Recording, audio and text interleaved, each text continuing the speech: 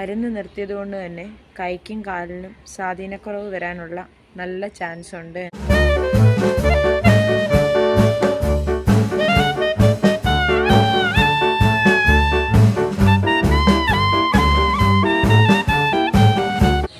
ദൈവത്തിൻ്റെ വലിയ കരുണയെന്ന് തന്നെ പറയണം. 3 ദിവസമായിട്ട് ചാച്ചൻ തന്നെ നടക്കാൻ വേണ്ടി തുടങ്ങിയിട്ടുണ്ട്. 3 ദിവസം ആയതേ ഉള്ളൂ. തന്നെ ചെറുതായിട്ട് നടക്കാം. ഇപ്പം നമ്മുടെ സഹായം വേണമെന്ന് പറഞ്ഞാൽ ചെറുതായിട്ടൊന്ന് സപ്പോർട്ടിന് പിടിക്കണം, വീണ് പോവാതിരിക്കാൻ വേണ്ടി ഒന്ന് പിടിക്കുമെന്നല്ലാതെ ഒരു വലിയ പിടുത്തം ഇന്നു മുതൽ പൂർണ്ണമായിട്ടും വേണ്ട. രാവിലെ ഇതിപ്പം ഹോസ്പിറ്റലിൽ കൊണ്ടുപോവാണ്. തെറാപ്പി ചെയ്യാൻ വേണ്ടി ചെല്ലാൻ പറഞ്ഞിട്ടുണ്ടായിരുന്നു. ഇന്നാണ് നമുക്ക് ടോക്കൺ എടുത്തപ്പോൾ 7ാമത്തെ ടോക്കൺ. അപ്പോൾ രാവിലെ ഒരു 10 മണി ആയപ്പോഴത്തേക്കിനും ഞങ്ങൾ പോകാൻ വേണ്ടി റെഡിയായി ഓട്ടോയിൽ കയറി പോകാൻ വേണ്ടി ഇറങ്ങുകയാണ്. കഴിഞ്ഞ പ്രാവശ്യമൊക്കെ കുഞ്ഞി പിള്ളേരെ എടുക്കുന്ന പോലെ അച്ചായി തൂക്കിയാണ് ചാച്ചനെ എടുത്തുകൊണ്ട് പോയത്. എന്തായാലും ദൈവം സഹായിച്ച് ഇപ്രാവശ്യം അതിനൊരവസരം ദൈവം ഉണ്ടാക്കിയില്ല. ഇങ്ങനെ പോയിരിക്കാനുള്ള ഒരു സ്റ്റേജിലേക്ക് ചാച്ചൻ മാറി. നമ്മളവിടെ എത്തി. ആദ്യം ടോക്കൺ നേരത്തെ എടുത്തതായിരുന്നതുകൊണ്ട് വലിയ ലേറ്റ് വന്നില്ല. ഡോക്ടറിനെ കാണാൻ വേണ്ടി നമ്മളൊരു 10 മിനിറ്റ് വെയിറ്റ് ചെയ്തു. അത്രേ വെയിറ്റ് ചെയ്യേണ്ടി വന്നുള്ളൂ. അതിൽ കൂടുതൽ എന്തായാലും വെയിറ്റ് ചെയ്യേണ്ടി വന്നില്ല. ഡോക്ടറിനെ കണ്ടിറങ്ങിയതിന് ശേഷം അവർ തെറാപ്പിസ്റ്റിൻ്റെ അടുത്ത് കൊണ്ടുപോയിട്ട് അവർ കൈക്കും കാലിലും ഒക്കെ പിടിച്ച് നോക്കുവാണ്. എങ്ങനെയുണ്ട്, ശക്തിയുണ്ടോ, കൈക്കും കാലിനും ഒക്കെ ശക്തിയും ബലവും ഒക്കെ ഉണ്ടോ എന്നൊക്കെ നോക്കുവാണ് കേട്ടോ. അവർ അങ്ങനെ നോക്കിയിട്ട് അവർ പറഞ്ഞു കുഴപ്പമില്ല, കാലിനും കൈക്കും ഒക്കെ നല്ലതായിട്ട് ബലമൊക്കെ ഉണ്ട്. ബലം കൊടുത്ത് പിടിക്കാൻ ചാച്ചൻ ശ്രമിക്കുന്നുണ്ട്. അപ്പം കുറച്ച് ദിവസം പിടിച്ചു കഴിയുമ്പോഴത്തേക്കിന് സംഭവം റെഡിയാകും എന്ന് പറഞ്ഞു. അങ്ങനെ ആദ്യം അവർ കുറച്ച് എക്സസൈസ് ചെയ്യിപ്പിക്കുകയാണ്. ഇത് മുട്ടൊക്കെ മടക്കി വെച്ച് കുറച്ച് ദിവസം ആയില്ലേ ഇങ്ങനെയൊക്കെ ചെയ്തിട്ട്.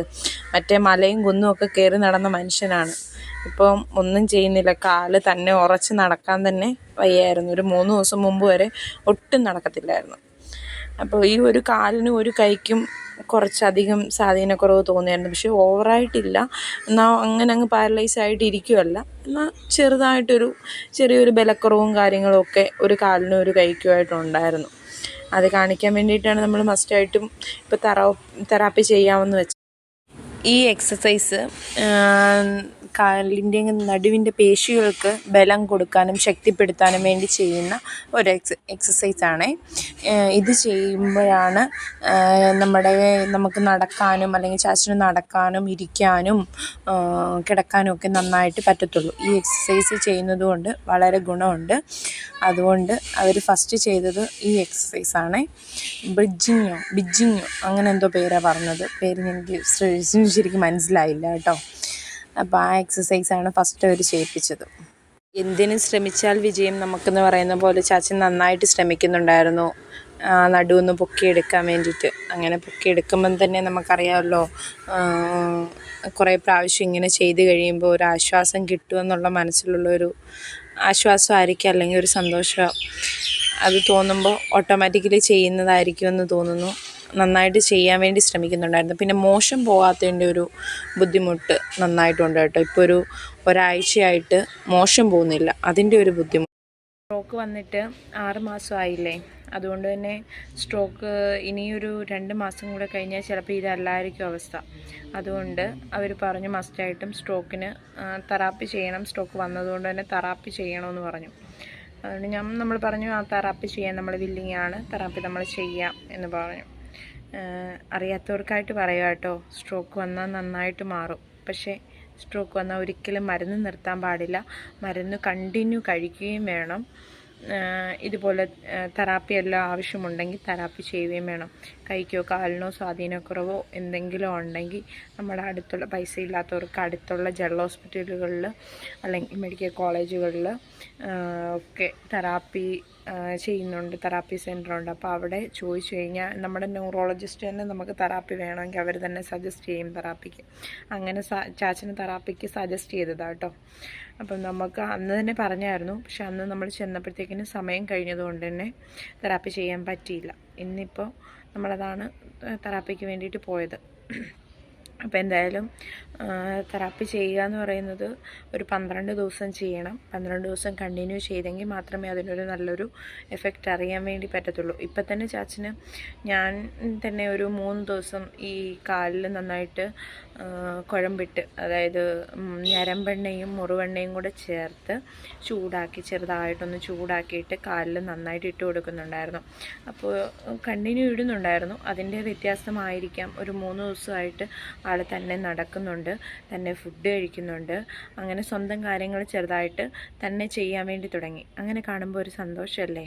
നമ്മൾ ഇത്രയും ദിവസം നോക്കിയിട്ട് പെട്ടെന്നൊരു ദിവസം തന്നെ നടക്കുമ്പോൾ അല്ലെങ്കിൽ തന്നെ ഫുഡ് കഴിക്കുന്നത് കാണുമ്പോൾ ഒരു സന്തോഷം തന്നെ. ഇന്ന് ഹോസ്പിറ്റലിൽ ആദ്യത്തെ ക്ലിപ്പിലുണ്ട്, നിങ്ങൾ കണ്ടു കാണും, ആദ്യത്തെ ക്ലിപ്പിൽ കണ്ടു കാണും ചാച്ചൻ തന്നെ ഇറങ്ങിപ്പോകുന്നത്. ഒരു തന്നെ എന്ന് പറയുന്ന ഒരു ചെറിയ സഹായത്തോടുകൂടി, ഒരു ചെറിയ സപ്പോർട്ടോടുകൂടിയല്ലേ ഇറങ്ങിപ്പോകുന്നത്. സാധാരണ അച്ചായി നേരത്തെയൊക്കെ എടുത്തുകൊണ്ട് പോകുന്നത് കുഞ്ഞുങ്ങളെ കയ്യിലെടുത്തുകൊണ്ട് പോകുന്നത് പോലെ എടുത്തുകൊണ്ട് പോകുമായിരുന്നു. അപ്പോൾ എന്തായാലും ഇനിയിപ്പം ഒരാഴ്ചത്തേക്കിന് തെറാപ്പി ചെയ്യണം. രാവിലെ കുഞ്ഞിനെ എനിക്ക് വിട്ടേച്ച് അമ്മയുടെ കൂടെ പോകാമല്ലോ, അല്ലെങ്കിൽ അവർ നേരത്തെ പോയെന്ന് പറഞ്ഞാലും എനിക്ക് പോയി നിൽക്കാമല്ലോ, കൊണ്ടുവരാനും ഒക്കെ പറ്റുമല്ലോ എന്ന് വിചാരിച്ചാണ് നമ്മൾ കൊണ്ടുവരാം എന്ന് വിചാരിച്ചത്. അതാകുമ്പോൾ അല്ലെങ്കിൽ പിന്നെ കുഞ്ഞിനെയും കൊണ്ടൊക്കെ ബുദ്ധിമുട്ടല്ലേ, കുഞ്ഞിന് സ്കൂളിൽ പോകണം, അച്ഛയ്ക്ക് ഓഫീസിലൊക്കെ പോകണം. അപ്പോൾ എല്ലാം കൂടെ വരുമ്പം ബുദ്ധിമുട്ടാണ് അഡ്മിറ്റ് ആവേണ്ട ഒരു സ്റ്റേജ് വന്നു കഴിഞ്ഞാൽ. ഇൻ കേസ് മറ്റെന്തെങ്കിലും ഉണ്ടെങ്കിൽ നമുക്ക് അഡ്മിറ്റ് ആവാം. ഇതിന് വേണ്ടിയായിട്ട് അഡ്മിറ്റ് ആവുന്നത് ബുദ്ധിമുട്ടല്ലേ എന്ന് വെച്ചിട്ട് അഡ്മിറ്റ് ആവുന്നില്ല, കൊണ്ടുവരാം എന്ന് വിചാരിച്ചു. എന്തായാലും ഈ എക്സസൈസൊക്കെ ചെയ്ത് ഇനിയിപ്പോൾ നന്നായിട്ട് കുറയുമായിരിക്കുമെന്ന് നല്ലതായിട്ട് വിചാരിക്കുന്നുണ്ട് കേട്ടോ. പിന്നെ എന്നാ പറയാനുള്ളത്,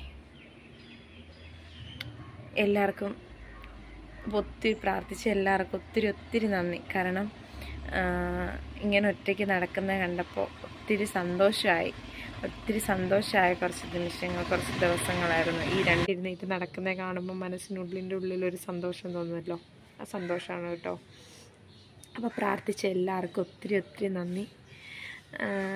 എക്സസൈസൊക്കെ കാണിക്കാൻ പറ്റുമെങ്കിൽ, വീഡിയോയിൽ കാണിക്കാൻ പറ്റുമെങ്കിൽ ഞാൻ കാണിക്കാം. എന്തായാലും പ്രാർത്ഥിച്ച എല്ലാവർക്കും ഒത്തിരി നന്ദി. താങ്ക്സ്.